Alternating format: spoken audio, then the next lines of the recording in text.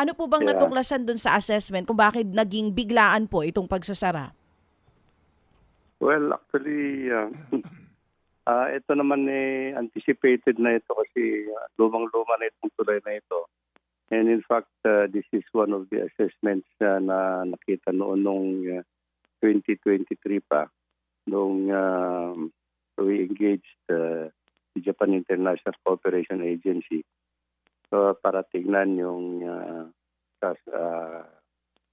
sa existing San Juanico Bridge na because ang natin dito, ang plano natin dito is mag-construct muna tayo sana ng isang tulay na parallel to the existing San Juanico Bridge dito sa may banda ng San Juan, Santa Rita at saka San Isidro dito sa may Tacloban.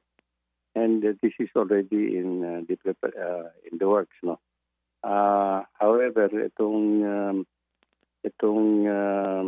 recent assessment ngayon na ginawa ng isang consulting firm and meron yung mga nakitang medyo deteriorated na yung some sections dito sa may approaches ng San Juanico Bridge, no. Yung main structure, ito yung truss bridge structures na intact pa rin naman, pero yung approaches from Tacloban and dito sa Samar side, may mga 2 o 3 segments na kailangan talaga kumpunihin kaagad kasi medyo deteriorated na yung mga nasa ibaba na approach structures na yan. So that is the reason why rinekomenda nila na i-limit muna yung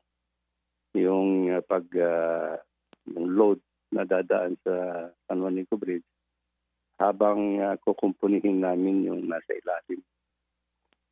So gaano katagal po kaya ito, Secretary? Gaano ho katagal ang inyo pong program of work dito?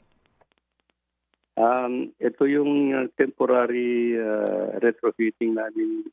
Said we'll try to do it as fast as we can. Siguro mga 3 to 4 months muna ito. But this will be very temporary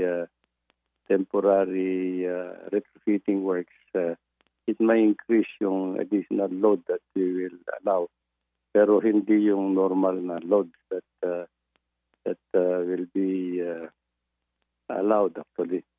So for the time being yan. And then ito kasi yung construction of the new bridge, yung parallel bridge dito sa may Santa Rita at saka Tacloban. Mm-hmm. Hanggang ngayon ginagawa pa yung tapos na yung feasibility studies and they will undertake now the detailed engineering design. Opo. Kasama rin kasi doon sa package na yan, Ted, yung paggawa ng parallel bridge. After ang programa dapat yan talaga is kung matapos yung new bridge, yung new bridge na parallel bridge, that will be the time na isasara talaga yung San Juanico Bridge, existing San Juanico Bridge. Opo. Para ma-retrofit na ng hospital.